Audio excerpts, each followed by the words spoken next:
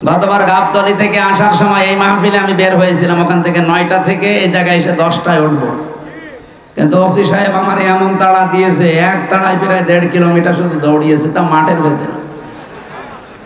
এই আগস্টের 5 তারিখের পরে ওই ওসি সিরাজগঞ্জ গোল চত্বরে দেখা করছে।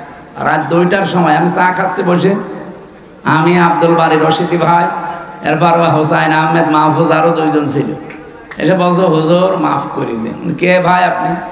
আমি ওই সেই গাবতলী থানার ওসি। আরে শয়তান, এই দিকে তোরাই তো খুঁজছি, কোথায় ছিলি এতদিন? বলো হুজুর আমারে বদলি করে দিয়েছে, আমার নামে বিভাগীয় মামলা হয়েছে, আমি এখন কক্সবাজারে ওই টেকনাফে আসি চুরি করি, মাফ করবো, আগে টাকা ফেরত দেন। ওই দিন আমারে তো ধরতে পারেননি, গাড়িটা ধরে ড্রাইভারে ধরে আব্দুল বারী রশিদির ওর গাড়ি ধরে আব্দুল সালামের গাড়ি ধরে আপনারা 1,13,000 টাকা নিয়েছেন। ওই টাকাগুলো ফেরত দেবেন, এরপরে আপনার মাফ হবে। হুজুর টাকা নেই, মাফ কিসের? 7 দিন সময় দিলাম, টাকা ফেরত দেওয়া লাগবে। টাকা ফেরত দিয়েছে 1 লাখ। পুলিশ যে টাকা ফেরত দেয় বাংলাদেশে মানে এই প্রথম। তাছাড়া আপনি পেয়েছেন পুলিশ 10 টাকা পেলে ছাড়ে না।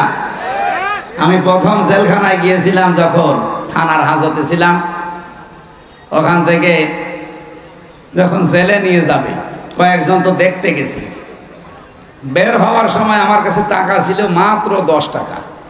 আমরা বলছো টাকা, বলছে টাকা পাবো কোথায়? বলছে না আমরা জানি আপনাকে যারা দেখতে এসেছিল কিছু দিয়েছে। আল্লাহ তো জিব্রাইল সব বলে দিচ্ছে। শেষে 10 টাকা দিলাম, তাও খুশি। যারা 10 টাকা বলেন তো পাওয়ার পরে আর ছাড়তে চায় না, তারা 1 লাখ টাকা ফেরত দিয়ে দিল। এ কি দেখেছে? আমার 13,000 হুজুর মাফ করে দিন। যা তোরে মাফ করে দিলাম, অন্তত লক্ষাধিক টাকা তো ফেরত দিল। সেই জায়গা থেকে আজকের এই ডোমান পুকুর। আমি এর আগেও 1বার না 2বার এসেছিলাম। ওই আপনাদের ওই যে কি এমপি ছিল একজন, বাবলু সাহেব, উনি থাকতে। এরপরে তো 3 বছর গেল ভেতরে, আসতে পারি নাই। গত বছর আসার চেষ্টা করেছিলাম। অনেকেই খারাপ ধারণা করেন দাওয়াত নিয়ে আসে না। না, আমার রেকর্ড বাংলাদেশে নেই। আমি হাসপাতাল থেকেও বলি যে দরকার হয় অ্যাম্বুলেন্সে করে নিয়ে যেয়ে বসিয়ে রাখেন, ওদের খালি চেহারা দেখি আমি আবার ভর্তি হব। কিন্তু আমি শুনলাম যে গতকাল যিনি মাহফিলে দাওয়াত নিয়েছিলেন, ওই যে সেই ছোট হুজুরটা, ওটা নাকি আসে নাই। ও পরশু দিনও আমার সাথে ছিল পাবনায়, আসে নাই। এর আগে ছিল আমার সাথে ময়মনসিংহ, আসে নাই। কি করে কি দাওয়াত ওরা নিতে বলে কি? আপনারা জোর করবেন না, আমি জানি তার বার্তারা। আমার অনেকে বলে যে দাওয়াত দিয়ে দেন, আমি দাওয়াত দিয়ে তো আর এক মুসিবতে পড়বো। কারণ 100টার ভেতরে যদি 50টা মাহফিলে না আসে, তাহলে ওদের অবস্থা কি হবে বলেন? গতবার এই যে এখানে কোন মুরব্বী যেন হাও মাও করে কাঁদছিল, অথচ আমি তখন দৌড়াচ্ছিলাম মাঠের ভেতর দিয়ে, পা মা কেটে ফ্র্যাকচার হয়েছিল। পরবর্তীতে ভিডিও দেখলাম যে উনি কাঁদতেছে, আর আব্দুল সালাম থামাচ্ছে মানুষকে। সুতরাং এই সেই বগুড়া। আমি সেই দিন থেকে নিয়ত করেছিলাম যদি সময় পাল্টাতে বাংলাদেশে এই মাহফিল দিয়ে শুরু হবে। যারা আজকে এই মাহফিল শেষ, আগামীকাল থেকে যেহেতু রমজান, প্রিন্সিপাল সাহেব আমার বাসায় জেল থেকে বের হয়ে প্রায় 2বার গেছে। প্রিন্সিপাল সাহেব একজন কামিল মাদ্রাসার প্রিন্সিপাল, বোঝেন আপনি, আমার বাবারও বড়। ওনার আমি সম্মান ওইভাবে হয়তো দিতে পারি নাই, তারপরেও 2বার এখান থেকে সেই কুষ্টিয়ায় আসতে যেতে লাগে প্রায় 8-9 ঘন্টা। এই সময় ব্যয় করে উনি আপনাদের দেখানোর জন্য যে এবার আশা করি আর কেউ বাধা দিতে পারবে না। আর এখন বাধা দেওয়ার কেউ নেই। বাধা দিলে আমি আদেশ দিয়ে দিলাম, স্বরাষ্ট্রমন্ত্রীর ওই আদেশ মেরে ফেলবে, কারণ ওটা একটা ক্যান্সার। ওটা কি? ও ক্যান্সার বাঁচিয়ে রাখলে তো শরীর নষ্ট হয়ে যাবে। কোরআনের জন্য এই দেশটা টিকে আছে। আপনি কি টের পাচ্ছেন? এই দেশটা কোরআনের জন্য টিকে আছে, আর এখানে কোরআন থাকবে। 96% মুসলমান আমরা এই দেশে। কি নামাজ কম বেশি না পড়তে পারি, রোজা না রাখতে পারি, কোরআন শরীফ সম্পর্কে কিছু বললে দল বেদল নেই, তারে দেখে নেব। কারণ কিয়ামতের দিন কোন কোরআন শরীফ যদি বলে আল্লাহ আমি এর পক্ষে, তুমি মাফ করে দাও, আল্লাহ বলে যা মাফ করে দিলাম। এদিনে কোরআন যেন বিপক্ষে না যায়। আল কোরআনও হুজ্জাতুল লাকা ওয়া আলাইকা, কোরআন যার পক্ষে সাক্ষী দেবে আল্লাহ তাকে জান্নাত দিয়ে দেবে, যার বিপক্ষে যাবে ও যত বড় পীরের মুরিদ হোক ও জাহান্নামে যাবে। এই জন্য আব্দুল বারী রশিদি সাহেবের উপরে, আব্দুল সালামের উপরে যাদের রাগ, মন খারাপ, ভুল বোঝেন না, এটা আমাদের কোনো দোষ নেই। কোরআন শরীফ আমি মাথায় নিয়ে বলতে পারি, আমি 100 ভাগ চেষ্টা করেছিলাম। ওখানে আমি 8টা থেকে 9টা 1 ঘন্টা কথা বলেছি গাবতলীতে, ওটা ঠিক মতো হয়ে গেল। সেই দিনে মনে হয় প্রধান অতিথি ওখানকার আওয়ামী লীগের একজন সভাপতি নাকি যেন উনি ছিল। ওর পরে এখানের একজন ভিপি ছিল প্রধান অতিথিকে আমি জানি না, শাহিন নাকি না, হ্যাঁ, ওনারে আমি কল দিয়েছিলাম ওই দৌড়াতে দৌড়াতে। উনি বলছে হুজুর আপনি আসলে আমি তুলতে পারবো না, তাই আপনি যদি না পারেন আমি যাবো কোথায়। শেষে সিএনজি দিয়ে, মোটরসাইকেল দিয়ে কোথা থেকে সিরাজগঞ্জ পর্যন্ত পালিয়ে, এইভাবে হয়। আর আপনারা রাগ করেন যে উনি আসলো না, আমি আসবো কি করে, আমার তো আসতে দেয়নি। এই জন্য এখন বলছে আসেন, এই মাইক দিয়ে দিলাম, এখন মাইক কেড়ে নেন। কোন মায়ের দুধ খেয়েছেন আমি দেখবো, আসেন। মাইক ছেড়ে দিলাম, কেড়ে নিন।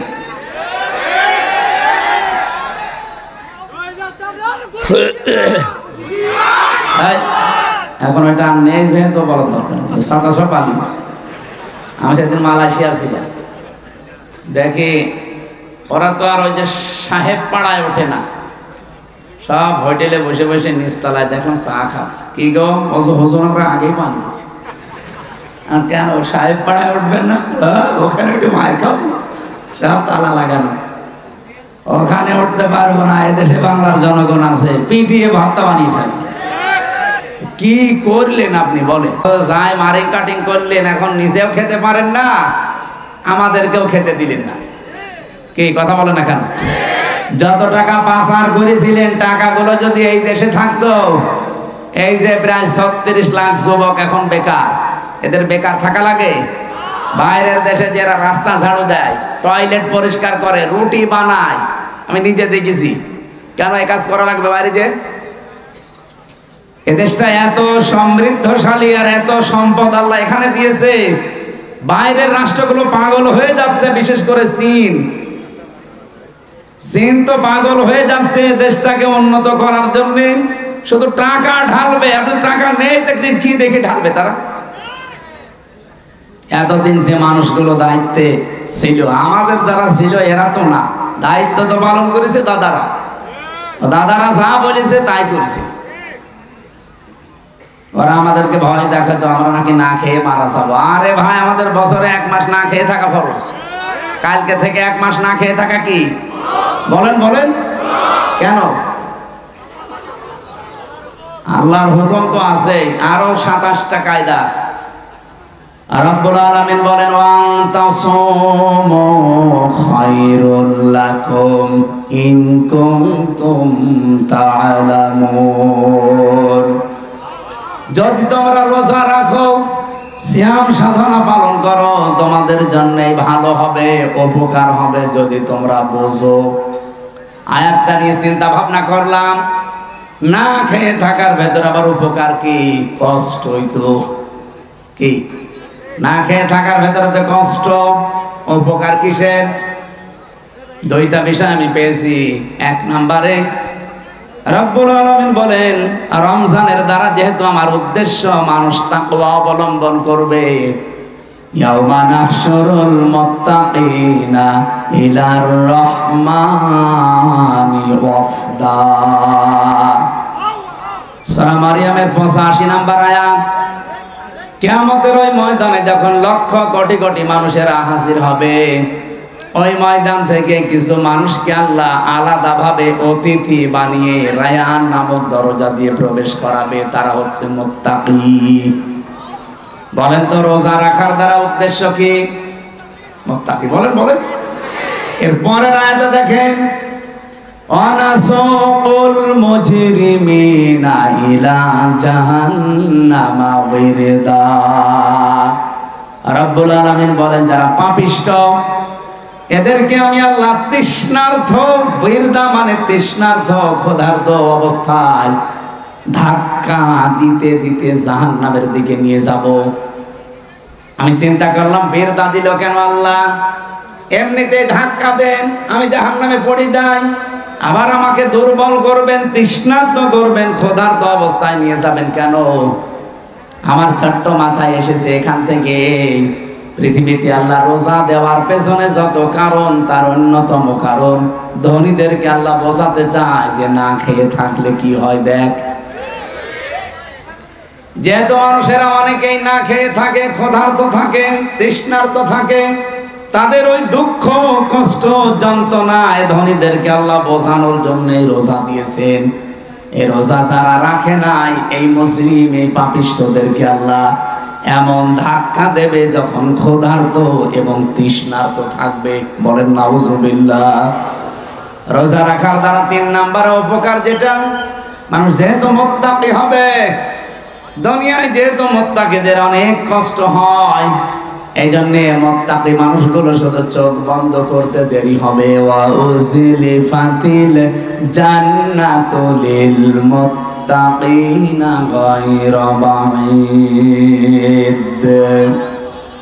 রব্বুল আলামিন বলেন আমার মুত্তাকি বান্দাদের দুনিয়ার জীবন শেষ হলে ওদের আর কোনো কষ্ট নেই, এমনকি জান্নাতেও হেঁটে যাওয়া লাগবে না।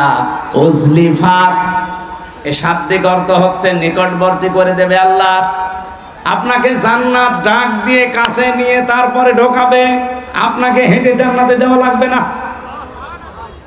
গায়রা বাঈদ, দূরে থাকবে না, জান্নাত আপনার একেবারে কাছাকাছি আল্লাহ পাক পৌঁছিয়ে দেবে।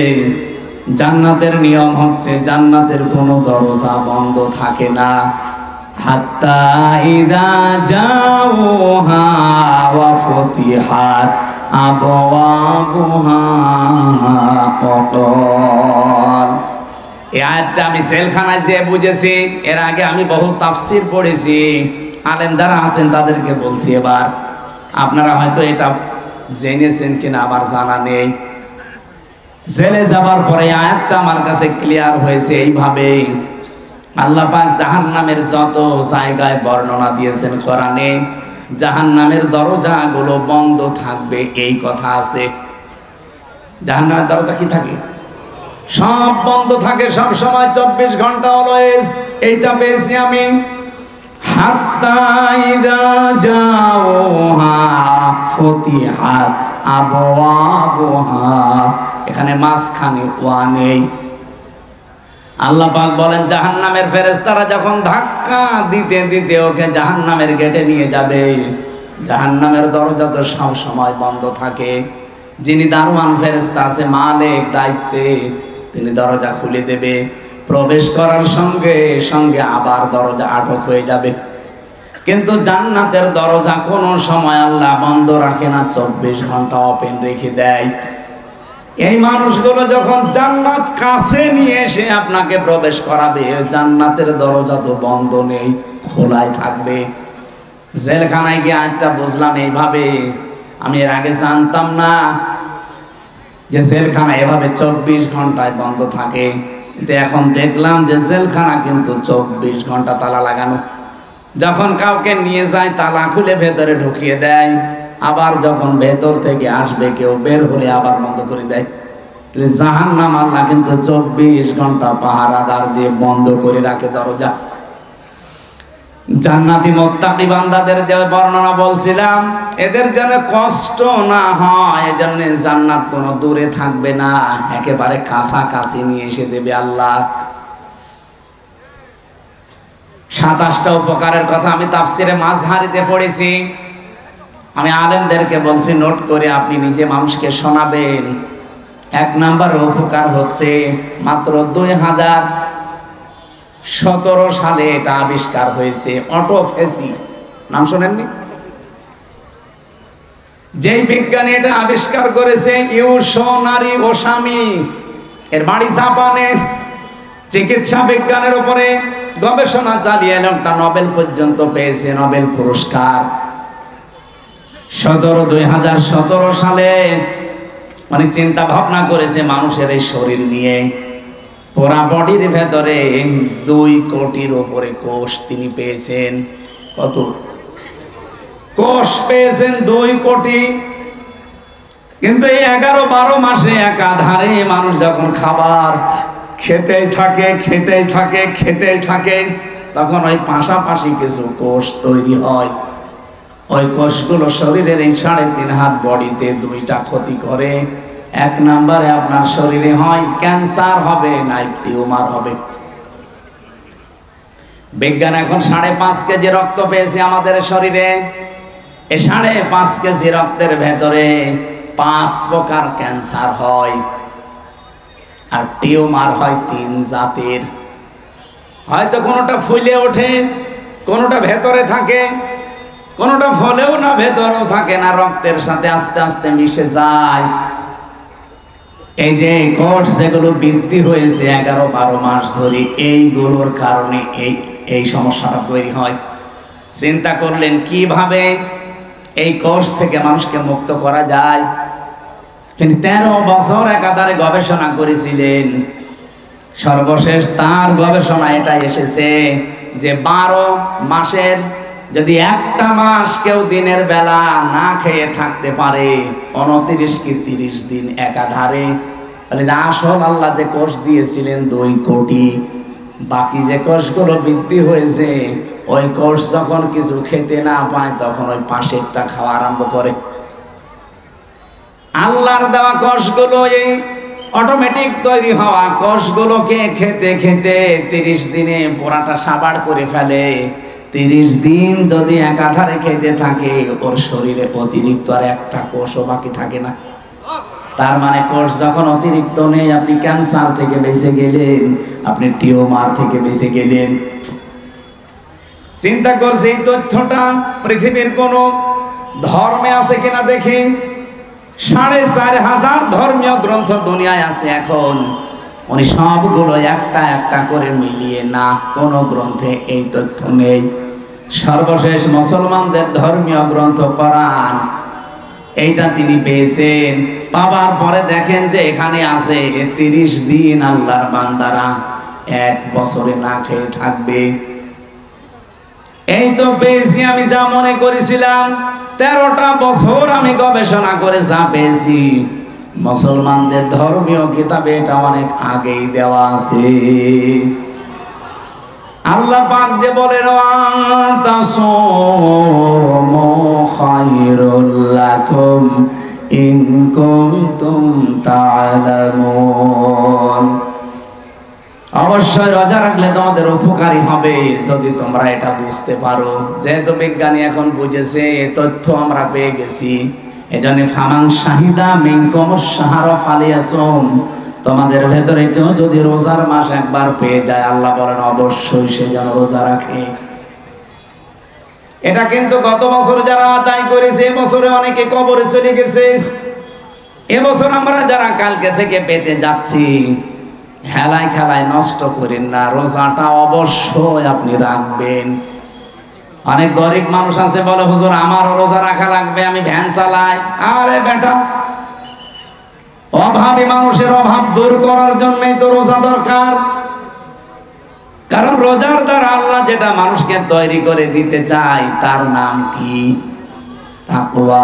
বলেন বলেন, আরো জোরে বলেন। কোরআনে কারীমের সূরা বাকারার 183 নম্বর আয়াত আমরা পড়েছিলাম। এদিকে তাকান। রব্বুল আলামিন বলেন, ইয়া আইয়ুহাল্লাযীনা আমানু কুতিবা আলাইকুমুস সিয়াম, ওহে যারা ঈমানের দাবি করো তাদেরকে বলছি, আমি কিন্তু রোজার বিধানটা লিখে দিলাম। কি করলাম? পৃথিবীর কোন বিধান আমি লিখে দিলাম এমন কথা কোরআনে আপনি পেয়েছেন? আরেকটা আছে, কুতিবা আলাইকুমুল কিসাস, কিসাসের বিধান লিখে দিলাম। কুতিবা আলাইকুমুল কিতাল, কিতালের বিধান আমি লিখে দিলাম। এই দুইটা ছাড়া পুরা কোরআনে আমি কোন বিধান আল্লাহ লিখে দিয়েছেন পাইনি। হ্যাঁ পেয়েছি, ওগুলো আল্লাহ ফরজ করেছেন। এজন্য সেখানে ফারদ পাবেন, ফরদুন। কিন্তু রমজানের ব্যাপারে আল্লাহ কথা বলতে গিয়ে বলেন, কুতিবা আলাইকুমুস সিয়াম, আমি কিন্তু লিখে দিলাম সিয়ামকে। আজকের এই জমিনটা যদি আমি সভাপতি সাহেবকে বলি যে স্যার আপনাকে আমি দিয়ে দিলাম, কোনো দাম আছে আমার এই কথার? বলেন বলেন। যদি এটা সই স্বাক্ষর করে দলিল করে স্ট্যাম্প করে বলি এই যে নেন, এ জমির দাম এখন 1 বিঘা 20 লাখ, এই কথা বলেন কেন? ব্যক্তি তো একই, আগে দিয়েছিলাম মুখে মুখে, এখন আমি দলিল করে লিখে সই স্বাক্ষর করে দিয়ে দিলাম, দাম হয়ে গেছে আকাশ আর পাতাল। আগেরটা কোনো মূল্যই ছিল না, পরেরটার মূল্য 20 লাখ। কথা বলেন ঠিক কিনা? রব্বুল আলামিন বলেন আমি রোজা তো তোমাদের জন্য ফরজ করেছি ফারদওয়া দিয়ে না, কাতাবা দিয়ে। আমি কিন্তু লিখে সই স্বাক্ষর করে দিয়েছি। এত দামি বিধান এটা আমি আল্লাহর কাছে, পৃথিবীর অন্যান্য বিধানগুলো আমি দুনিয়ায় নাজিল করেছি জিবরাইলকে দিয়ে, আর রোজাটা নাজিল হয়নি, এটা আমি আল্লাহ নিজে আমার রাসূলকে আরশে নিয়ে উপহার দিয়েছি। বিশ্বনবী মুহাম্মদ রাসূলুল্লাহ 50 ওয়াক্ত নামাজ পেয়েছিলেন। ভালো করে শুনবেন, আমি বলার জন্য বলছি, শোনার জন্য শুনবেন না, এখানে কিছু নেওয়া লাগবে। 50 ওয়াক্ত নামাজ পেলেন তিনি, 6 মাস রোজা পেলেন, আনন্দে আসছিলেন। প্রতিমধ্যে হযরতে মুসা নবীর সাথে দেখা। হযরতে মুসা ডাক দিয়ে বলেন ইয়া রাসূলুল্লাহ, আপনার মর্যাদা আমার চাইতে বেশি, কিন্তু অভিজ্ঞতা আপনার চাইতে আমার বেশি, কারণ দুনিয়ার জীবন আমি পার করে এসেছি। আপনি তো জানেন না বাস্তবতা কি। আপনার উম্মতের যে অবস্থা, 60-70 বছরের বেশি ছাতা বাঁচে না, আর আমার উম্মত 1500 2000 বছর হায়াত পেয়েছে। ওরা পাহাড় কেটে বাড়ি বানিয়েছে, এত শক্তিশালী ছিল। একমাত্র একটা রোজা ছিল বছরে, আর একটা মাত্র নামাজ ছিল 1 ওয়াক্ত সারা দিনে, তাই আমার উম্মতরা পড়তো না। আর আপনার উম্মত এত ওয়াক্ত নামাজ দিয়েছে, 6 মাস রোজা, আপনি আনন্দ করেন, পারবে না।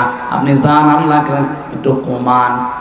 উনি 1 বার 2 বার 3 বার 4 বার 9 বার ফেরত পাঠিয়েছিলেন, প্রতিবার 5 ওয়াক্ত করে আল্লাহ কমিয়েছেন, 5 নং 45 ওয়াক্ত। হযরতে মুসা বললেন না হবে না, আরেকবার যান। বিশ্ব নবী বলেন হে ভাই মুসা, কি বলেন আপনি? আল্লাহ আমারে দিতে চান আর আপনি বলেন কমান, আমার লজ্জা করছে, আমি আর যেতে পারবো না। আমার উম্মতের ব্যাপার আমি জানিও, পড়বে কি না পড়বে আমি দেখবো, আমি আর যাব না। সঙ্গে সঙ্গে জিবরাইলকে ওই জায়গায় পাঠিয়ে দিয়েছিলেন। তখন তিনি 6ষ্ঠ আকাশে আছেন।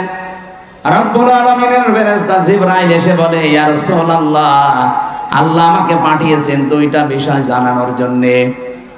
1 নম্বরে, আল্লাহ যেহেতু সিদ্ধান্ত নিয়ে রায় দিয়েছেন, ওয়াতাম্মাত কালিমাতু রাব্বিকা সিদকাও ওয়া আদলা লা মুবাদদিলা লিকালিমাতিহি ওয়া হুয়াস সামিউল আলিম। বলেন আল্লাহু আকবার।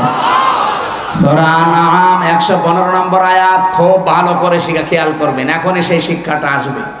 এটা নিয়ে বাড়ি যাওয়া লাগবে, শুধু এসেছেন চলে যাবেন না।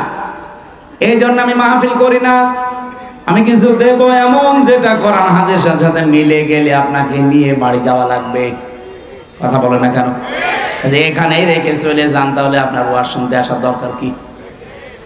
বলেন তো, বাড়ি নিয়ে যাবেন কিনা? বাড়ি নিয়ে যাবেন না? আওয়াজ পাওয়া যাচ্ছে না, যাবেন? রব্বুল আলামিন 1 নম্বরে বলেন আমার কোরআনে যত তথ্য আছে সব সত্য। 2 নম্বরে যত তথ্য আছে সব ইনসাফপূর্ণ।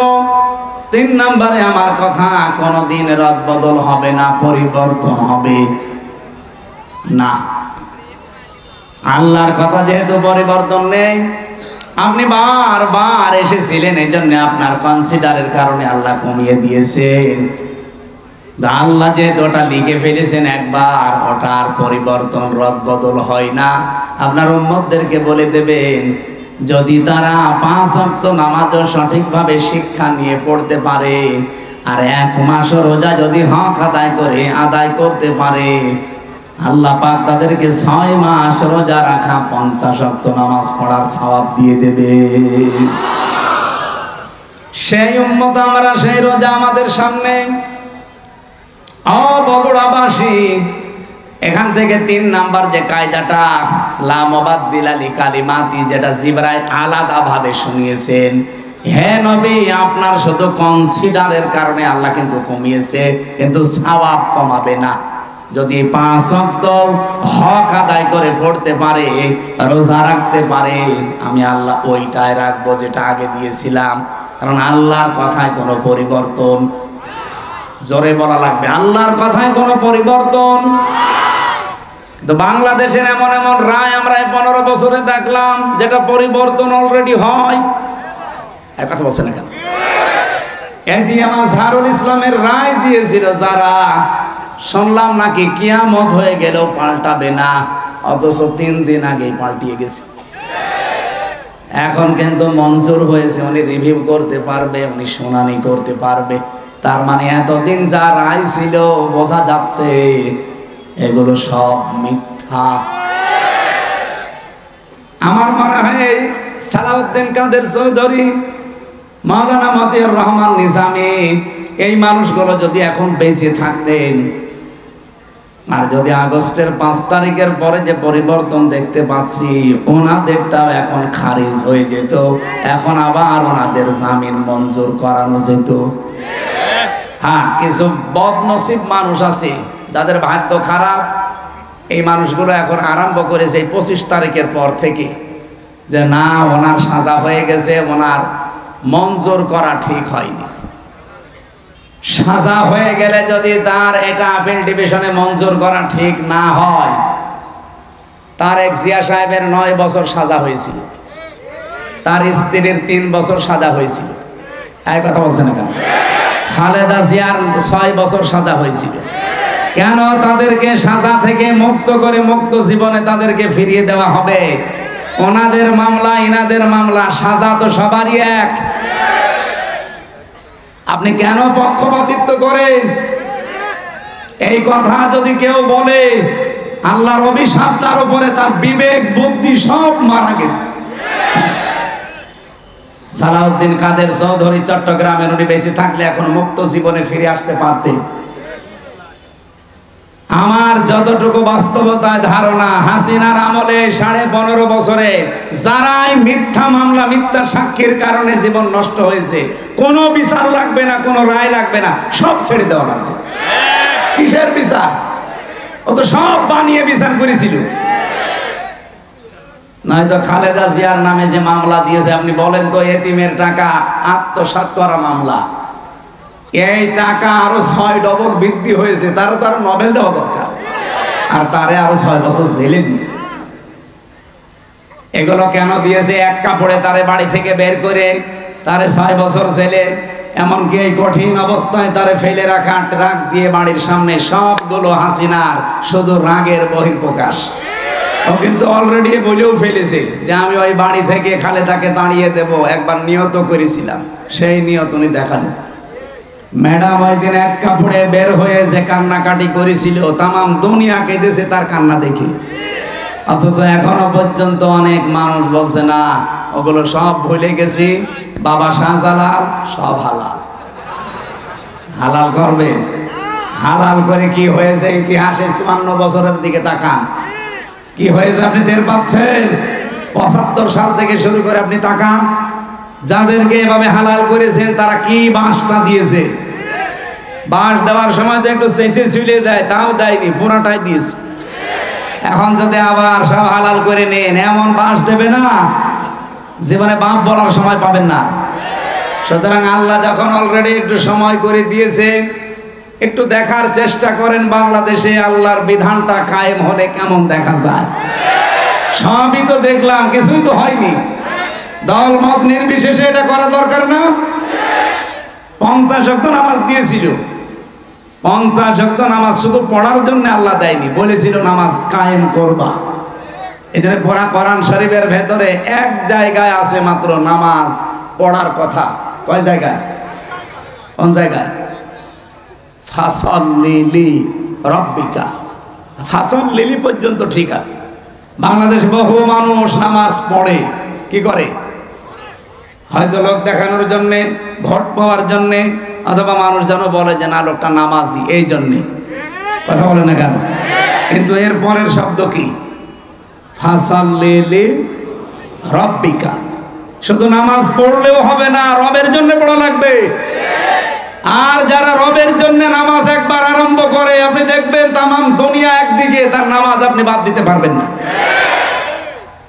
আমি আমার রিমান্ডে দেখেছিলাম, আমার সামনে দিয়ে যে লোকটাকে নিয়ে গেল তার এই নখ তুলেছি, বলছিল যে হামজা ভাই, আমাকেও নিয়ে গিয়েছিল ওই মেশিনগুলো দেখাতে, আমার তোলেনি কিন্তু নিয়েছি। ডিএম আমাকেও দেখিয়েছে, এরকম একটা চেয়ারে বসিয়ে দেয়, হাতের সাথে পায়ের সাথে বেল লাগিয়ে দেয়, গলার সাথে একটা ক্লিপ লাগিয়ে দেয়, মাথায় একটা কালো কাপড় দিয়ে একটা শর্ট একটা সুইচ টিপ দেয়, এক টিপে 120 বার ঘুরে। আপনি টের পাচ্ছেন 120 বার 1 মিনিটে? 1 সেকেন্ডে কয়বার হয় চিন্তা করতে পারেন? আপনি ঘুরে দেখান তো।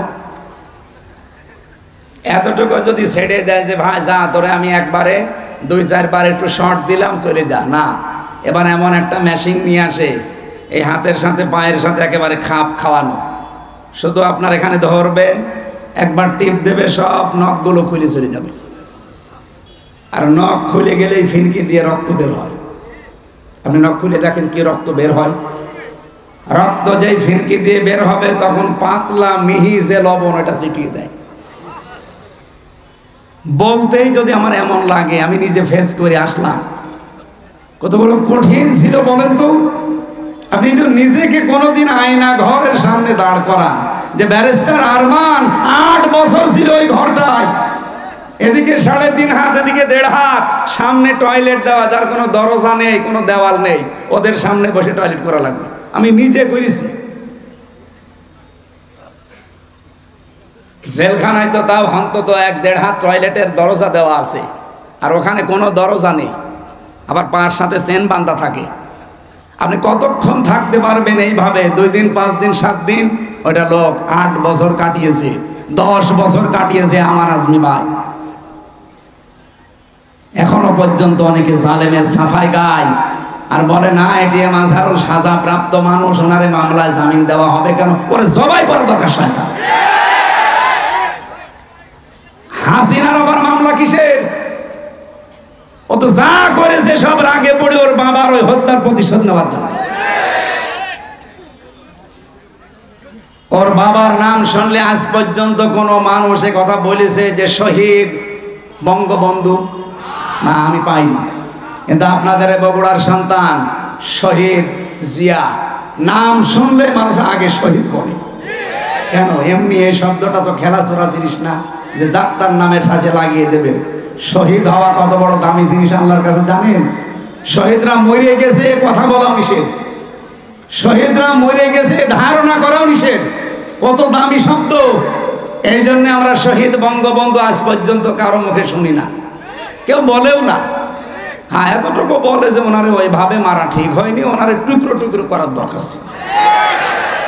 কিন্তু শহীদ জিয়ার নাম শুনলে আপনি বলেন, নাম শুনলে আগে মানুষ শহীদ বলে। উনি যে কাজটা করে দিয়েছিলেন আরাফাতের ময়দানে, ওনার জীবনে কি কবুল হবে না হবে আমি জানি না, তবে এই কাজটা আমার মনে হয় আল্লাহর ভালো লেগেছে। লক্ষ লক্ষ মানুষ সেখানে যে ছায়ায় আশ্রয় পায়, আমি নিজেও সে আশ্রয়ে ছিলাম ছায়ায়। মন থেকে এমনি দোয়া আসে, আল্লাহ এই ছায়াটা যিনি দিলেন তৈরি করে, তার মাথার উপর তোমার কুদরতের ছায়া তুমি দিয়ে দিও। আরাফাতের ময়দানে হাজিরের দোয়া আল্লাহ ফেরত দেয় না, কবুল হয়। লক্ষ লক্ষ হাজিরা এই দোয়া করে শুধু ওই নিম গাছের জন্য, কবুল হবে না?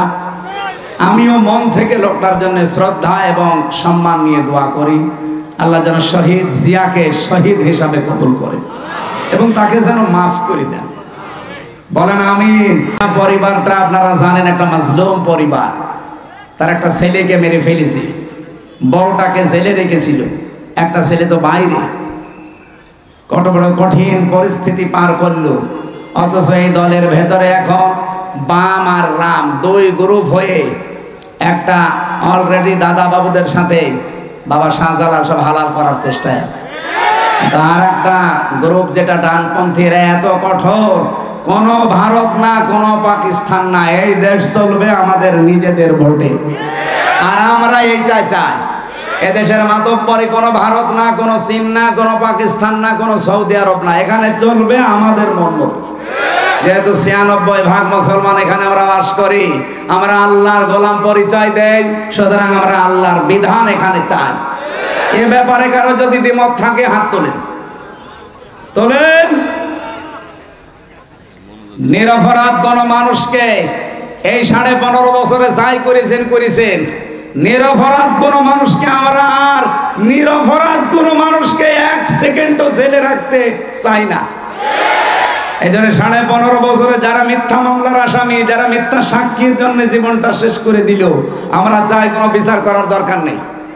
আইন মন্ত্রণালয়ের যিনি দায়িত্বে আছেন, আপনি ঢাকা ভার্সিটির একজন শ্রদ্ধাভাজন স্যার, আপনার সম্পর্কে অনেক কিছু তথ্য এখন সামনে আসছে। আশা করছি সাপ তুলতে যে কি কেঁচো খুঁড়তে যে আবার সাপ বেরিয়ে যেন না আসে। এটা আমার সামনে শুধু 10,000 20,000 মানুষ না, এখন 18 কোটি মানুষ আমার সামনে, এটা রেকর্ড হচ্ছে, সারা দুনিয়া চলছে। সবার পক্ষ থেকে আমি আহ্বান জানাচ্ছি আমার ইমানের দাবি থেকে, এটিএম আজহারুল ইসলামকে নিঃশর্তে মুক্তি দিয়ে তার কাছে ক্ষমা চাওয়া হোক। এই কথা বলেন না কেন? এই বৈধ দাবিতে আপনারা নেই? কারা আছেন দেখি তো ভাই, লিল্লাহে তাকবীর। দেখেন তো হাত তোলেনি কে?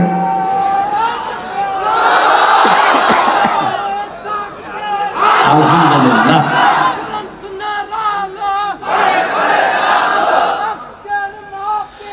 আমার ভাইরা,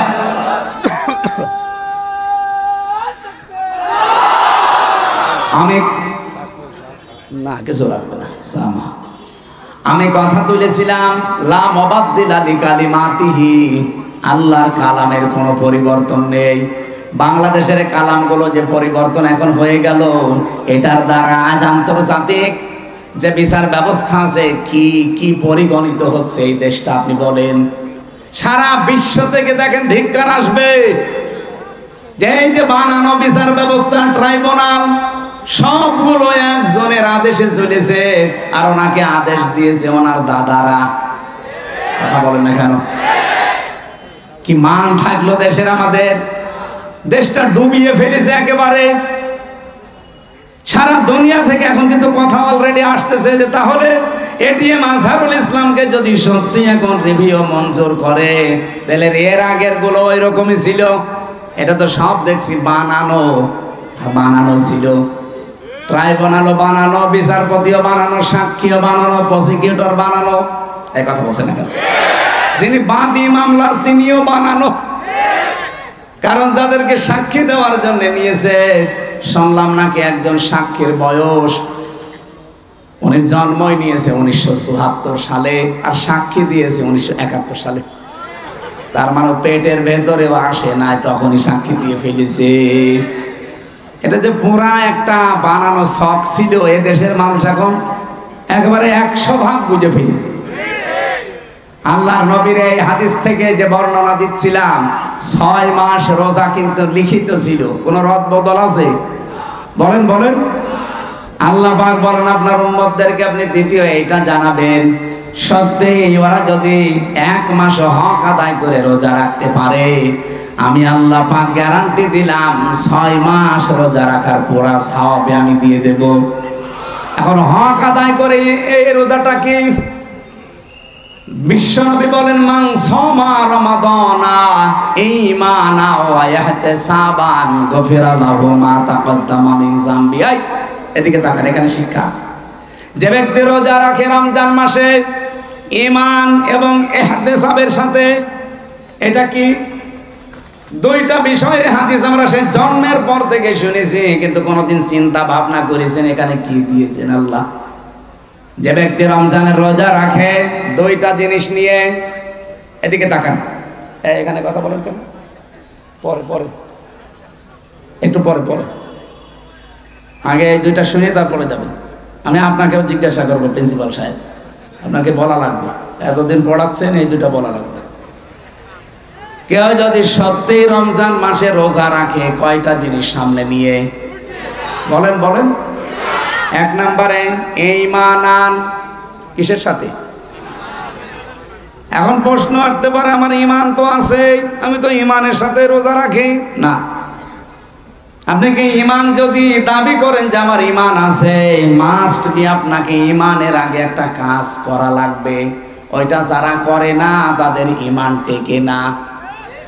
ফামায়াকফুর বিত্তাগুত ওয়া ইউমিন বিল্লাহ, আল্লাহ পাক নিজে বলেন সূরা বাকারা 256 নম্বর আয়াতের মাঝের অংশে আছে, কেউ ঈমান আনতে চাইলে তার প্রথম কাজ হবে সে যেন তাগুতকে ছেড়ে দেয়।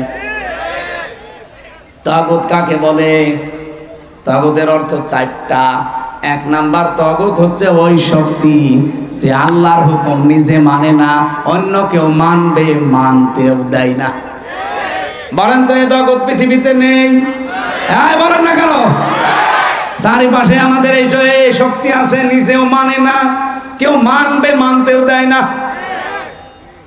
2 নম্বরে তাগুত শয়তান। 2 নম্বরে কি? 3 নম্বরে তাগুত মানুষের তৈরি করা আইন। এটা আপনার ঘা লেগে গেল না? আমি কি গোপন করে দেব? না, গোপন করার জন্য আসি না, গোপন করলে আমার ওয়াজ শোনাও যায় না।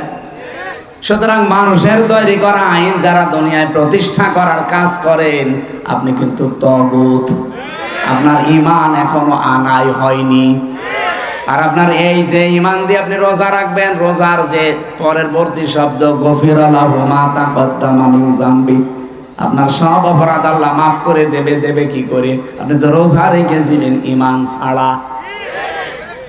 আপনি কি মনে করেন যে পৃথিবীর অন্যান্য ধর্মে যারা আছে তারা রোজা রাখে না? আমি বাইরের দেশগুলোতে ইহুদিদের সাথে মিশেছি, খ্রিস্টানদের সাথে মিশেছি, বৌদ্ধদের সাথে মিশেছি, আর মুশরিক তো পাশেই আছে। এদের সাথে তো পিরায় দেখা হতো আগে, কারণ বাংলাদেশের ছাড়া আমার বেশি অনুষ্ঠানগুলো ভারতে হয়েছে। আশপাশে কোনো প্রদেশ আমার বাক নেই। এই জন্য আপনাদের চাইতে ওদের সাথে আমার মেলামেশা বেশি আছে। দেখেছি এই বিশ্বের যে কয়টা নাম বলছি, প্রত্যেক জাতি কম বেশি রোজা রাখে, কিন্তু তাদের রোজা আমাদের আল্লাহর নির্দেশ এবং রসুলের দেখানো পথে না। খ্রিস্টানরা রোজা রাখে, ওরা ইফতারি করে না। ইহুদিরা রোজা রাখে, ওরা সেহরি করে না। আর হিন্দু যারা কেউ মরে গেল ওরাও রোজা রাখে, উপোস থাকে, ওরা সেহরিও নেই ইফতারিও নেই। কিন্তু আমাদের নবী যে আনন্দের কথা জানিয়েছেন, লিসাইমি ফারহাতান, ফারহাতুন ইনদা ফিতরিহি ওয়া ফারহাতুন ইনদা লিকাই রাব্বিহি, ইবনে মাজাহ শরীফের হাদিস। নবীজি বলেন প্রতিটি রোজাদারের জন্য 2টা আনন্দের জায়গা আছে। 1 নম্বরে ও যখন ইফতারি নিয়ে বসবে সারা দিনের পরে, তখন একটা আলাদা আনন্দ আল্লাহ তাকে দান করবে। 2 নম্বরে যখন রোজাদাররা রায়ান নামক দরজা দিয়ে প্রবেশ করে আল্লাহর সাক্ষাৎ পাবে, এটা সবচাইতে বড় আনন্দের বিষয়। অন্যান্য জাতির রোজা কি আমাদের মতো? বলেন বলেন। তাহলে প্রথম নম্বরে কি বললাম? রোজা রাখতে হলে আপনাকে 1 নম্বরে ঈমান আন, ঈমানের সাথে। আর ঈমান আনতে হলে আগে আপনাকে তাগুত ছাড়া লাগবে। যারা আল্লাহর বিধান মানে না, মানতে দেয় না, এটা মাইনাস, শয়তান মাইনাস। এখন যদি বলেন শয়তান পাবো কোথায়? আছে, শয়তান নেই? যারা অহংকার করে তারা শয়তান, যারা অপচয় করে তারা শয়তান, যারা যৌনতা ছড়ায় তারা শয়তান। এরকম সৃষ্টিতে নেই। আসতে বলেন কেন নেই? শয়তান খোঁজা লাগে। শয়তান তো তারা যারা অহংকার করে, শয়তান তারা যারা অপচয় করে, শয়তান তারা যারা নিজেদেরকে যৌন অঙ্গ যেগুলো গোপন রাখা দরকার এগুলো মানুষকে দেখায়। শয়তান খোঁজার জন্য আমেরিকায় যাওয়া লাগবে? এ বগুড়াতেও শয়তান আছে না? এইগুলো থেকে মুক্ত হবেন। 3 নম্বরে মানুষের তৈরি করা আইন যারা কায়েম করতে চায় এরা শয়তান। এই তাগুতের সাথে যারা আছেন তাদের রোজা হচ্ছে না, এগুলো ছেড়ে দিয়ে রোজা রাখেন, ঈমান হইল। 2 নম্বরে ইহতিসাবান। ইহতিসাব মানে এটা হিসাব থেকে এসেছে। আপনাকে একেবারে পঙ্খানো হিসাব নিকাশ করে করে সামনের জীবন আপনি চালাবেন। কি দিয়ে? অল ফুরকান। কোরআনের 55টা নাম আছে, তার একটা নাম হচ্ছে ফুরকান। নাম কি? সত্য মিথ্যা পার্থক্য করে বাকি জীবন আপনাকে চালানো লাগবে। আমি বলেছিলাম না আজকে একটা ফরজ জানাবো, আর সব ফরজের বড় ফরজ জানাবো। ফরজ হচ্ছে রমজানের রোজা, আর সব ফরজের বড় ফরজ হচ্ছে কোরআন দিয়ে হক আর বাতিল পার্থক্য করে বাকি জীবন চালানো। এই ফরজটা মানা যাবে না, এইটা এখন দরকার। রমজান আসবে, চলেও যাবে 30 দিন পর, কিন্তু আপনি যদি হক আর বাতিল পার্থক্য করে কোরআন দিয়ে জীবন চালাতে না পারেন, আপনার বড় ফরজ আদায় হয়নি, কিয়ামতে ধরা খাবে। আল্লাহ তাআলা এগুলো এমনি দেয়নি আপনাকে। ইউরিদুল্লাহু বিকুমুল ইসরা ওয়ালা ইউরিদু বিকুমুল উসরা ওয়ালিতুকমিলুল ইদ্দাতা ওয়ালিতুকাব্বিরুল্লাহা আলা মা হাদাকুম ওয়া লাআল্লাকুম তাশকুরুন। ইয়াদের ব্যাখ্যা আমি পড়েছি। আমার উপরে কথা বলে কারা কইরা? শেষ করে দেব নাকি? বেশি রাত হয়ে গেছে, সেহরি খাওয়া লাগবে আজকে নাকি? সেহরি কালকে, ইনশাল্লাহ কালকে। আর একটু কথা বলবো না শেষ করে দেব? রোজা রাখাই লাগবে, মাস্ট বি। আর হক আর বাতিল পার্থক্য করে কোরআন দিয়ে সামনের জীবন চালানোই লাগবে, তাছাড়া রোজার কোনো উপকার আপনি পাবেন? বলেন। রোজাদারের জন্য অন্যতম উপকার হচ্ছে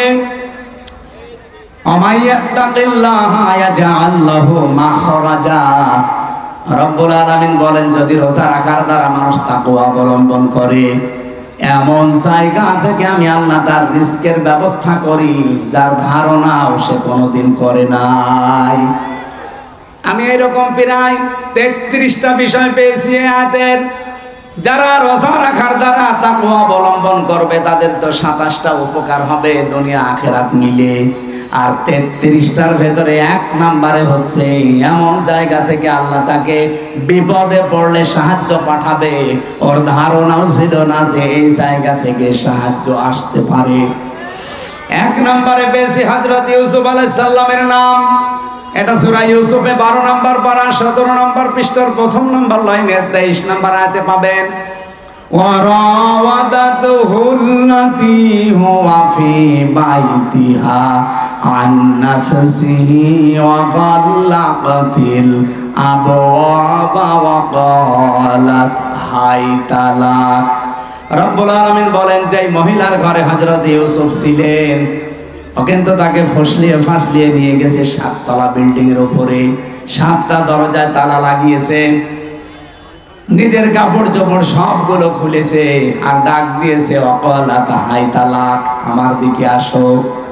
হযরত ইউসুফ প্রথমে তিনি বললেন ক্বালা মাআযাল্লাহ ইন্নাহু রাব্বি আহসানা মাসওয়ায়া ইন্নাহু লা ইউফলিহুজ জালিমুন।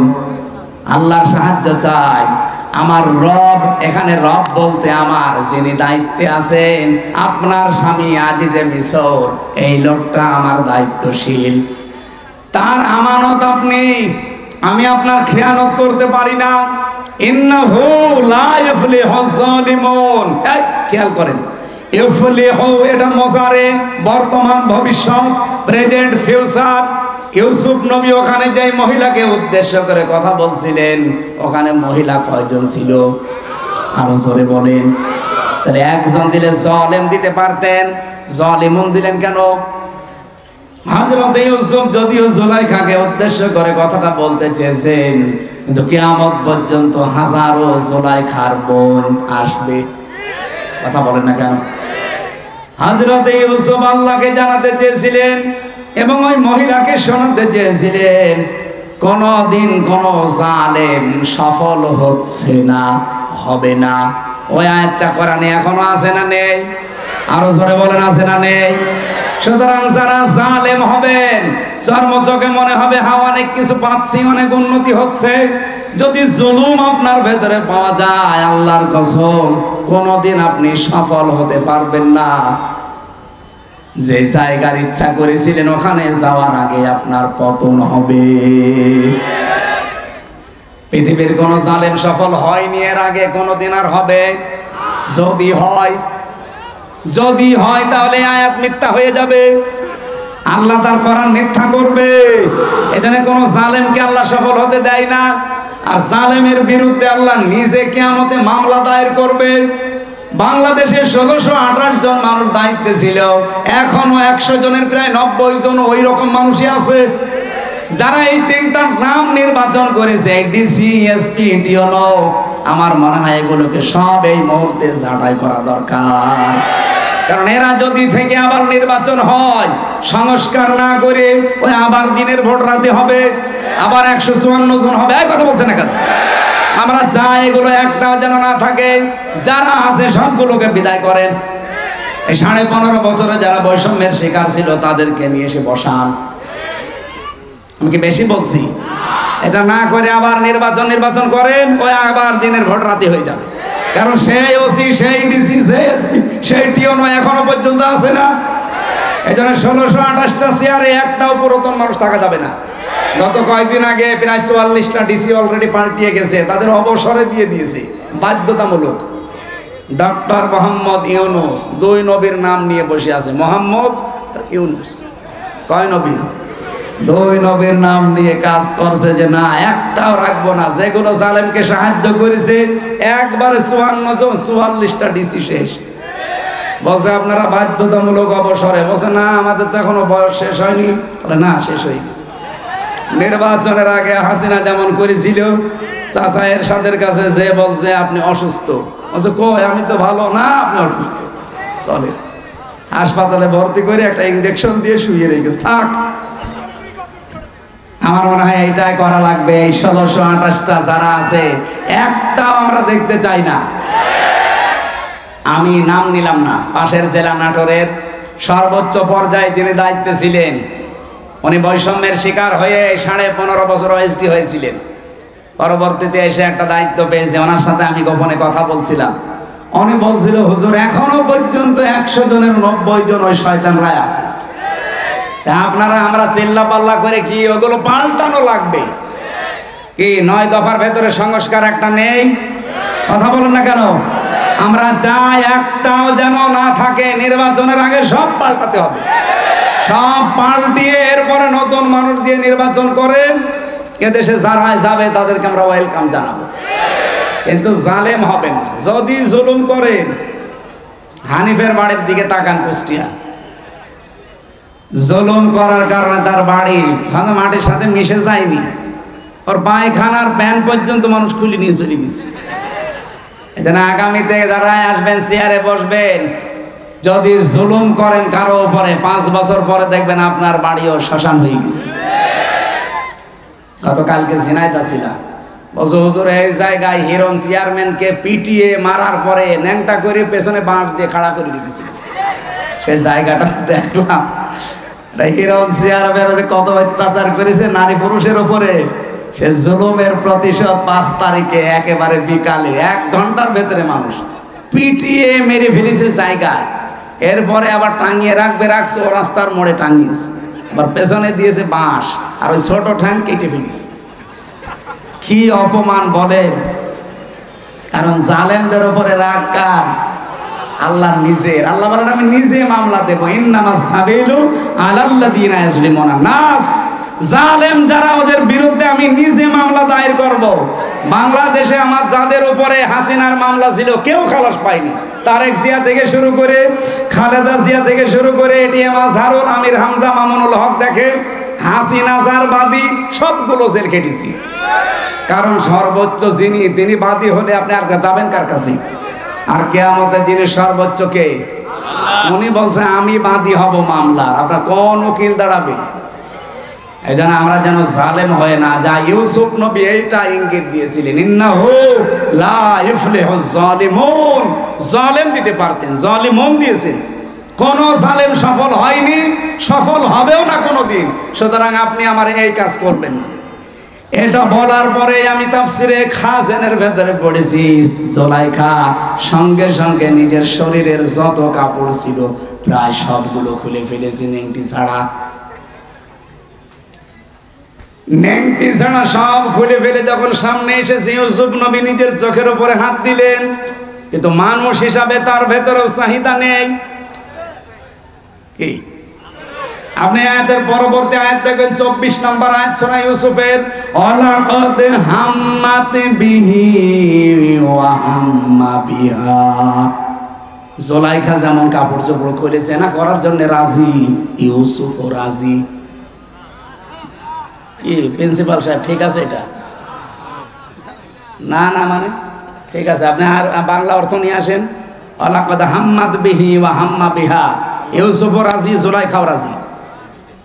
না মানে আপনি আমার সাথে বেশি বোঝেন। আপনি কোরআন শরীফ নিয়ে আসেন, বাংলা তো এটাই লেখা আছে। এভাবে অর্থ করলে ঈমান থাকবে? এটা নবীর উপরে তহমত চলে যাচ্ছে না জেনার, অথচ আল্লাহ কিন্তু এইভাবেই নাজিল করেছেন, ওয়ালাকাদ হাম্মাত বিহি ওয়া হাম্মা বিহা। আরে ভাই, এই জন্যই তাফসীর মাহফিলে আসতে হয়।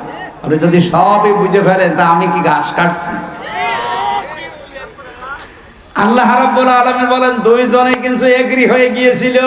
এখানে একজন পুরুষ, ওয়ালাকাদ হাম্মাত মহিলার শব্দ আল্লাহ দিয়েছেন মুআন্নাস, ওয়ালাকাদ হাম্মাত বিহি ওয়া হাম্মা বিহা এটা মহিলা। একটা পুরুষের নাম মহিলার নাম দিয়ে আল্লাহ জানাতে চায় জুলাইখা তো আগেই রাজি ছিল, ইউসুফও রাজি হয়ে গিয়েছিল। এই যে ইউসুফও রাজি হয়ে গিয়েছিল, এটার ব্যাখ্যায় তাফসীরে জালালাইনের ভেতরে পড়েছি, হযরত ইউসুফ তো মানুষ না ফেরেশতা? আরো জোরে বলেন। মানুষ হিসাবে চাহিদা আমাদের চাইতে ওনার 100 গুণ বেশি ছিল, কারণ আমার হাতের ভেতরে যে শক্তি আছে, হযরত ইউসুফ নবী ছিলেন, এক একজন নবীর ভেতরে আমাদের মতো 100 আমির হামজার শক্তি আছে। আমি মেয়ে লোক দেখলে যদি কন্ট্রোল হতে না পারি, আর তাও যেমন তেমন কালো ধলা, আর উনি পেয়েছে বিশ্ব সুন্দরী, তাও উলঙ্গ। আপনি চিন্তা করতে পারেন, পৃথিবীতে আমি 4 জন মহিলার নাম পেয়েছি, আল্লাহ তাদের সব চাইতে সুন্দর করে বানিয়েছিলেন। 1 নম্বরে আমাদের আদি মাতা হযরতে হাওয়া, 2 নম্বরে জুলাইখা, 3 নম্বরে পেয়েছি হযরতে ইব্রাহিম নবীর বড় স্ত্রী সারা, 4 নম্বরে আমাদের নবীর মেয়ে ছোটটা ফাতেমাতুজ জোহরা। এত সুন্দর করে আল্লাহ যারে বানিয়েছে। আর ইউসুফ নবীও আমাদের মতো সাধারণ ওই হাড় বাল খাওয়া লোক না।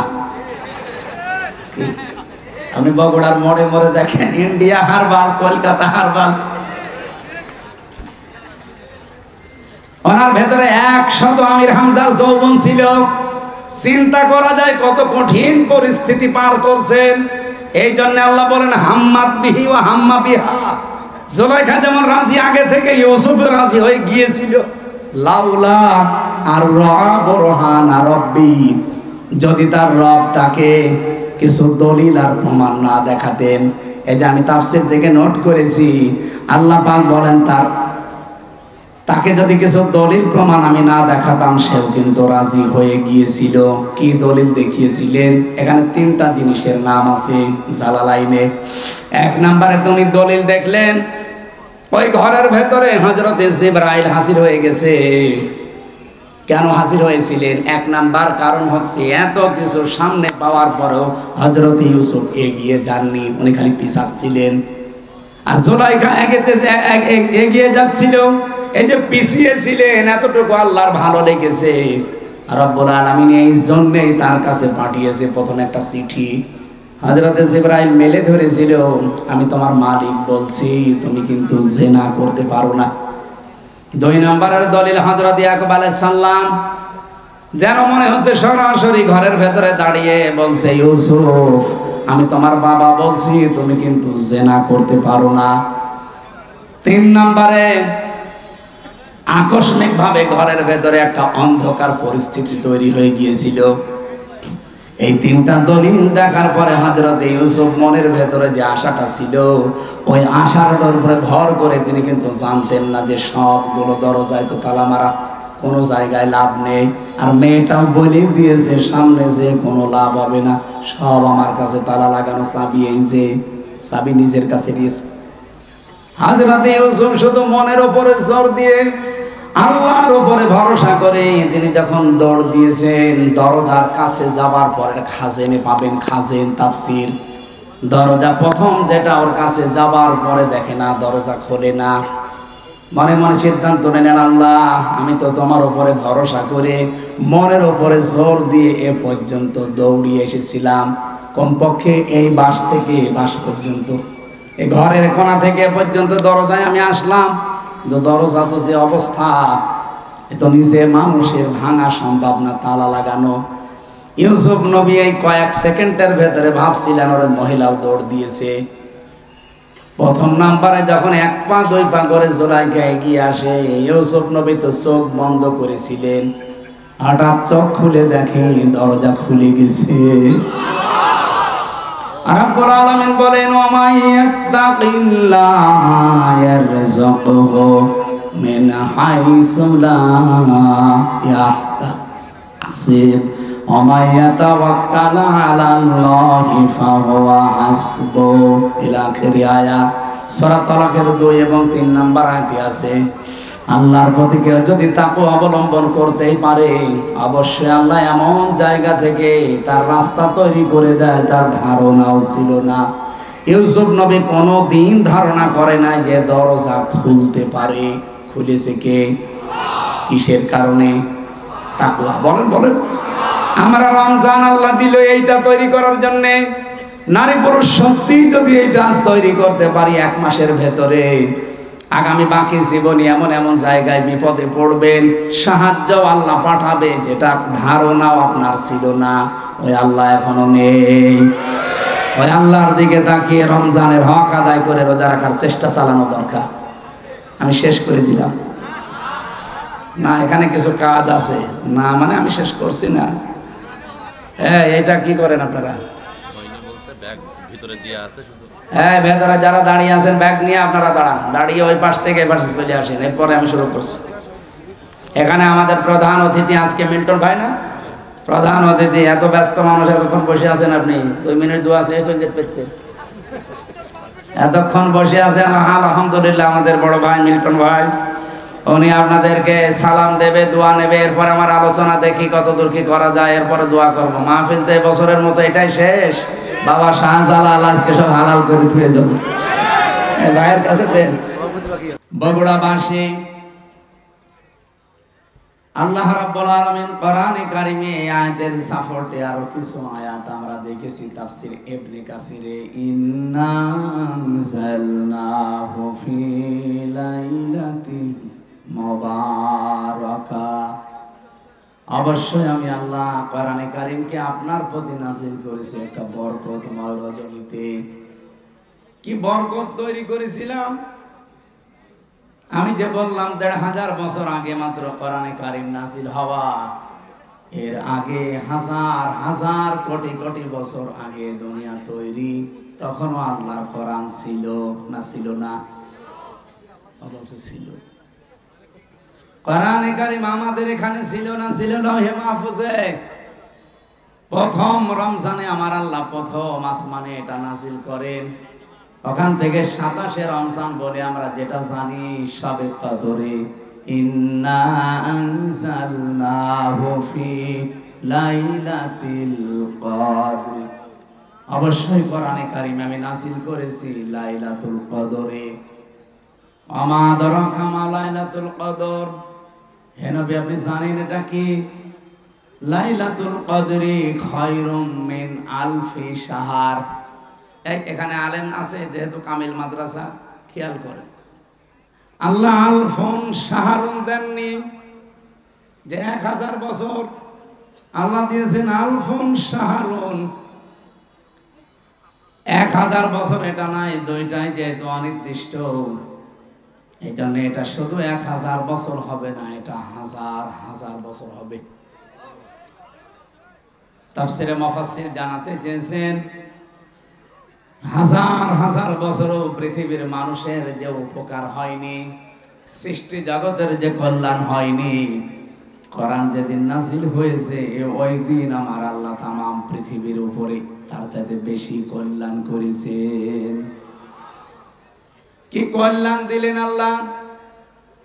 এত দামি একটা রাত বানিয়ে দিলেন যে হাজার হাজার হাজার হাজার মাসের চাইতে এটা আল্লাহর কাছে উত্তম। কারণ শুধু একটাই, কোরআন দিয়ে আমার আল্লাহ শ্রমিকের মর্যাদা বৃদ্ধি করে দিয়েছেন। কোরআন দিয়ে নারীর মর্যাদা বৃদ্ধি করে দিয়েছেন। এত বেশি মর্যাদা আল্লাহ শ্রমিককে দিয়েছেন, বিশ্বনবী জানিয়েছেন আল কাসিবু হাবিবুল্লাহ, শ্রমিক যারা কাজ করে খায় এরা সাধারণ মানুষ থাকে না, এরা আল্লাহর বন্ধু হয়ে যায়। বাংলাদেশের নিয়মটা আলাদা। এদেশে যারা কাজ করে না, খালি মেরে খায়, এরা আল্লাহর বন্ধু। কে কথা বলে না কেন? 48,000-এর উপরে দরবার আছে এই দেশে। আপনি একটা দরবারের মানুষকে দেখান তো যে দরবারে মানুষ কাজ করে খায়? কোনো কাজ নেই। শুধু হাদিয়া তোফা আসবে বিভিন্ন মুরিদদের। সাতক্ষীরায় আমি এক পীর পেয়েছিলাম, ওনার 12,000 নাকি মুরিদ। প্রত্যেকবার বছরে 2 বার করে অনুষ্ঠান দেয়। বলেন তো, যদি 10 টাকা করে একজন মুরিদ দিয়ে যায়, 12,000 মুরিদ বছরে 2 বার দিলে যা টাকা উঠবে, ওর জীবনে আর কিছু করা লাগবে ওই বছরে। 48,000 এটা যে সরকারি জরিপে বলছিলাম, বাইরে আরো বেশি আছে। আমি যেটা এখান থেকে আপনাদের জানাতে চাই, এই যে হাজারো দরবারগুলোতে কোনো কাজ কামের ব্যবস্থা নেই, খালি মানুষ বসে খাবে এই চিন্তা করে।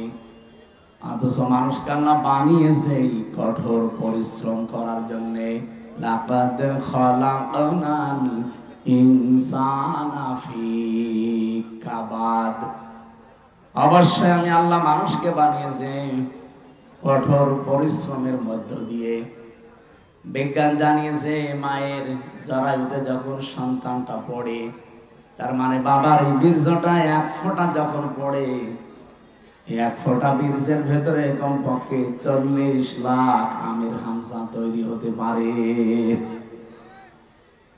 ওখান থেকে তারা প্রতিযোগিতা করে, দৌড় দিতে আরম্ভ করে। যেটা মায়ের সুরক্ষিত জায়গা, ওই পর্যন্ত যেতে কত প্রতিযোগী শেষ পর্যন্ত পায়ের সাথে ধাক্কা লেগে হয়তো পড়ে যায়, মায়ের জরায় দেওয়ালের সাথে ধাক্কা লেগে পড়ে যায়। ওই পর্যন্ত পৌঁছায় হয়তো 1 জন 2 জন 3 জন 5 জন 7 জন 13 জন পর্যন্ত। বলেন তো, আমরা প্রত্যেকে কিন্তু এই প্রতিযোগী ছিলাম। জীবনটা শুরু হয়েছে আমাদের কঠোর পরিশ্রম দিয়ে। মায়ের জরাও পর্যন্ত কেউ যেতে পারে না। আমার বোন, আমার ভাই যারা আমার সাথে ছিল সব পেছনে পড়ি মারা গেছে। আমি হামজা একা ওই ফি করারিম মাকিন, সুরক্ষিত এই জায়গা পর্যন্ত আল্লাহ আমারে পৌঁছিয়ে দিয়েছে। ওখান থেকে শুরু করে 40 দিন, এরপরে 40 দিন, এরপরে 40 দিন, এভাবে 6 মাস পর্যন্ত একটা মানুষের ভেতরে ক্ষুধা আসে না।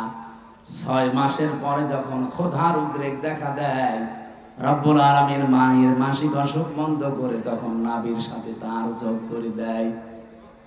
এই যে আস্তে আস্তে আপনাকে কত স্ট্রাগল, কত কঠোর পরিশ্রমের মাধ্যমে উপরে তুলতেছে। এরপরে যখন পৃথিবীতে আপনি আসেন, এরকম একটা চাপ খেয়ে আসা লাগে। যারা নরমাল ডেলিভারিতে আসে, এমন একটা চাপ দেওয়া হয় মায়ের জরায়ুতে, কান মুখ নাক যা আছে বিভিন্ন জায়গা দিয়ে কিন্তু বদ রক্ত বের হয়ে চলে যায়। বিজ্ঞান এখন জানিয়েছে এই তথ্যটার উপরে ভিত্তি করে কষ্ট মাপার একটা পরিমাপ আছে, যন্ত্র আছে। এই যে বিশাল প্যান্ডেল দেখতে পাচ্ছেন, যদি আজকের সভাপতিকে বলা হয় এটা আপনি একটু মাপ দিয়ে দেন তো, উনি এটা দাড়ি পাল্লায় তুলে দেবে। হ্যাঁ, এটা মাপ দেওয়ার একটা যন্ত্র আছে না? ফিতা দিয়ে মাপবে, গজ দিয়ে মাপবে। এই যে জ্বর যদি হয় আমার শরীরে, এটা মাপার জন্য একটা আলাদা যন্ত্র আছে না? কি কথা বল, এই নাম কি? থার্মোমিটার। দুনিয়াতে প্রতিটি জিনিস পরিমাপ করার জন্য আলাদা আলাদা যন্ত্র আমরা জানি আছে। এই আপনারা কথা বলতে নিয়ে আসলেন কেন? ইয়ার কি মারছে আপনার সাথে? হ্যাঁ, এখান থেকে যান, ঘন্টামি করতে দাঁড়িয়ে আছে। এগুলো তুলে দেন তো, তোলে না কিন্তু এখানে কি করে ছাত্রলীগ নাকি? না না, ছাত্রলীগ ছাড়া তো এত এত বড় সাহস তো পাওয়ার কথা না। নিষিদ্ধ হয়ে আছে, এরপরও এখানে এসেছে।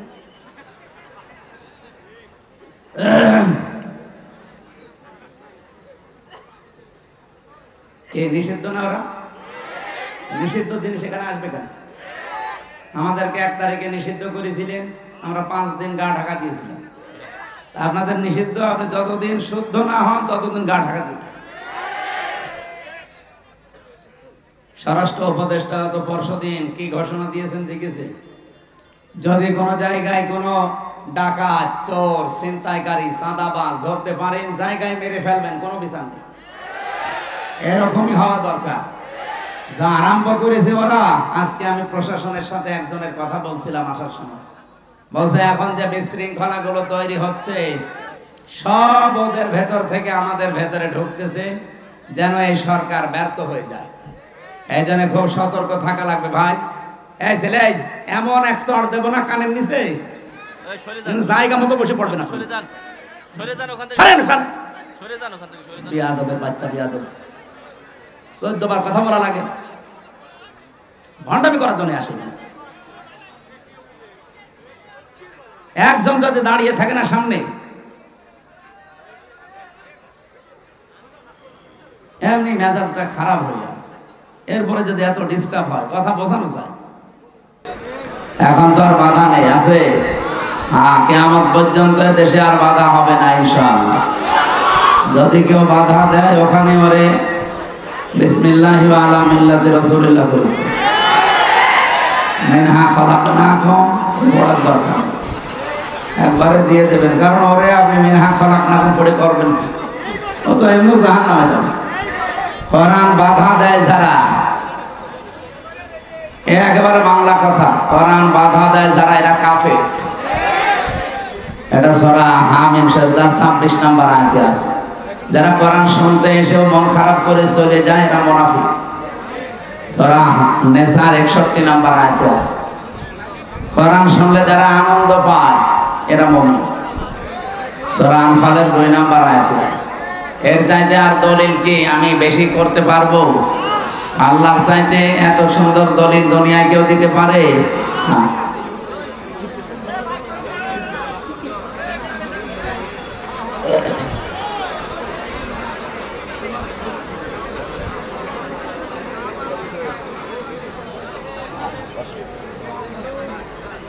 সম্মানিত উপস্থিতি, সামনে বসা যারা আছেন, মুসলমান ভাই এবং বোনেরা, প্রশাসনের ভাইরা, প্রাণপ্রিয় বগুড়াবাসী, পর্দার আড়ালে আসে আমার সম্মানিত মা এবং বোনেরা, সবাইকে নিয়ে আজকে আল্লাহর দরবারে শুকরিয়া জানাচ্ছি। মাত্র আর একটা দিন আছে, গুরুত্বপূর্ণ একটা মাস আমাদের সামনে ছায়া ফেলতে যাচ্ছে, রমজানুল মুবারক।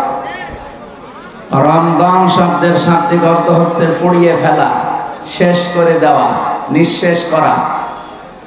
এই আপনারা এদিকে তাকান, কি পোড়াতে এসেছে? আজকে একটা ভিডিও দেখছিলাম, কারা যেন বানিয়েছে, কাওয়া কাকুকে নিয়ে আসতেছে একজন সাজিয়ে। কাওয়া কাকুর আগমন, পাশে যারা আছে ওরা বলছে জ্বালিয়ে দেন, পুড়িয়ে দেন। একটা কথা হল, তার মানে ওরা কি জ্বালাতে পোড়াতে আসে রমজানের মতো? আর রমজান এসেছে আমাদের অপরাধগুলো জ্বালিয়ে দিতে। আমাদের যে সমস্ত অপরাধ আছে আল্লাহ রাব্বুল আলামিন রমজানের মাধ্যমে সব জ্বালিয়ে পুড়িয়ে সারখার করে দিতে চান। পৃথিবীতে আল্লাহ যত নিয়ামত মানুষকে দিয়েছেন, আমরা আজকে 2টা ফরজ আদায় করব। আজকে একটা ফরজ বিষয় জানবো, আর একটা সব ফরজের বড় ফরজ কোনটা ওইটা জানবো। এই কথা বুঝতেছেন? একটা হচ্ছে ফরজ, আর সব ফরজের ভেতরে বড় ফরজ। এই 2টা বিষয় আজকের আলোচনায় আমরা ক্লিয়ার করে বাড়ি যাব। কারণ 500 ফরজ আছে কোরআনে কারিমে, তার ভেতরে আজকে কয়টা জানা হবে বলেন তো? আরো জোরে বলেন। দুইটা। এ মাদ্রাসার সম্মানিত অধ্যক্ষ, হাজারো আলেমের উস্তাদ এখানে বসে আছেন। এরপরে তিনি আলোচনা রাখলেন আপনাদের বগুড়ার সন্তান মাওলানা আব্দুল সালাম, অন্যান্য সম্মানিত ব্যক্তিবর্গ। রমজানুল মোবারক আমাদের একেবারে মাথার উপরে। আজকে সৌদি সহ মুসলিম বিশ্বের অনেক দেশে তারাবি চলছে। এখন অনেকের জায়গায় শেষ হয়ে গেছে। কাবা শরীফে তারাবি চলছে। সুতরাং আমরা আগামীকাল থেকে তারাবি যেহেতু আরম্ভ হবে, রমজান মাস এটা ১৫০০ বছর আগে দুনিয়ায় ছিল না। কথা বললে না কেন? ছিল না? ছিল। রমজানের এই মর্যাদা ছিল না। আপনি আজকের এই দিন পর্যন্ত ৭০ বার সুবহানাল্লাহ বললে যে সওয়াব পাবেন, কালকে রমজানুল মোবারকে একবার বললে সে সওয়াব পাবেন। আজকের এই দিন পর্যন্ত যদি ৭০ রাকাত নামাজ পড়েন একাধারে, যে সওয়াব হবে, কালকে শুধু ১ রাকাত নামাজে সেই সওয়াব হবে। সুতরাং আমরা এমন একটা বরকতময় মাস পেতে যাচ্ছি। সবচাইতে গুরুত্বপূর্ণ হচ্ছে শাহরু রমাদান, এই সেই মাস যার নাম রমজান, আল্লাযী উনজিলা ফীহিল কুরআন, যে মাসে আল্লাহ কোরআনে কারীম নাযিল করেছেন। আমি এখান থেকে কয়েকটা প্রশ্ন নিলাম। ১ নম্বরে, রমজান ১৫০০ বছর আগে ছিল না? ছিল না? কিন্তু দাম ছিল না। সফরের যেমন দাম, রজবের যেমন দাম, শাবানের যেমন দাম, ঠিক এইরকম একটা দাম ছিল রমজানের। তো কিসের জন্য এত মর্যাদা বেড়ে গেছে? কোরআনের। বলেন বলেন। আল্লাযী উনজিলা ফীহিল কুরআন, যেই মাসে আল্লাহ কোরআন নাযিল করেছে। সুতরাং এখানে একটা বিষয় পরিষ্কার, রমজানের কোনো মূল্য না, মূল্য কোরআনের। বলেন না কেন? বিয়েতে বরযাত্রী যায়, ১০০০ বরযাত্রী নিয়েছে, মাত্র বর ৫ জন। কয়জন? ৫ জন বর গেলে বিয়ে হবে? এই আপনারা কথা বলেন, কি সমস্যা? কি চুপ করেন না? এটা ইবাদত চলছে এখন, ইবাদতের মতো। নামাজ একটা ইবাদত। নামাজে দাঁড়িয়ে এদিক ওদিক একটু হালকা তাকানো যায়, একটু হালকা গল্প করা যায়। তো ওইটা যদি না যায়, এখানে যাচ্ছে এখন কায়দা, এই এখান থেকে যান, আর লাগবে না, বসেন।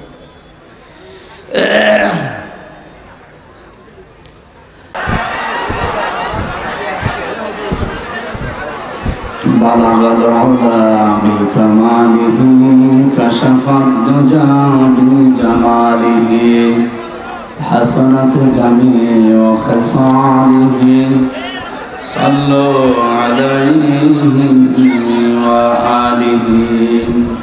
আলহামদুলিল্লাহ।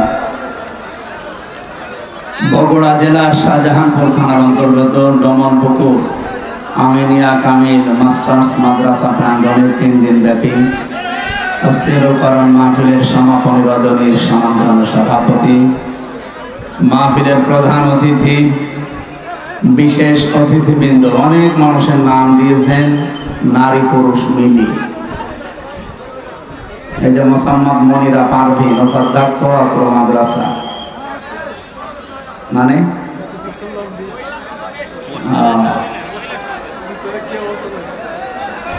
এত মানুষের নাম আপনারা পেয়েছেন কোথায়? বগুড়ায় আর কেউ বাকি আছে? যাক, আলহামদুলিল্লাহ, অনেক মানুষের নাম দিয়েছেন। মাহফিলের প্রধান অতিথি জনাব মোহাম্মদ মোরশেদ মিল্টন, এরপরে সম্মানিত সভাপতি কেন্দ্রীয় নির্বাহী সদস্য বাংলাদেশ জামাত ইসলামী অধ্যক্ষ শাহাবুদ্দিন আহমেদ, সহসভাপতি অধ্যক্ষ আব্দুল হক সরকার, জনাব মাওলানা আবু বকর সিদ্দিক,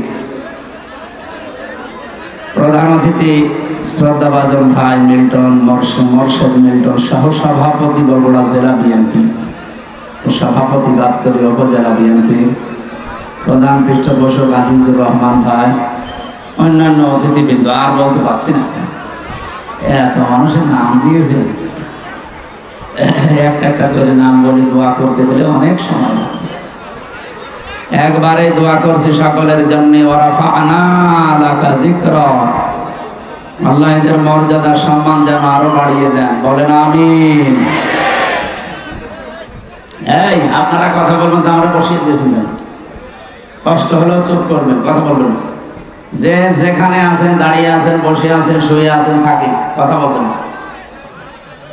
জায়গা নেই, এটা ছাড়া আর মাদ্রাসার জায়গা নেই। কত মানুষ জানেন আমি আসতেছি, যা অবস্থা, এর চাইতে ডবল মানুষ বাইরে ঘোরাঘুরি করছে, জায়গা পাচ্ছে না, কি করবে? ওনারা এতটুকু জায়গায় দেন, আরো বড় জায়গা দেবেন।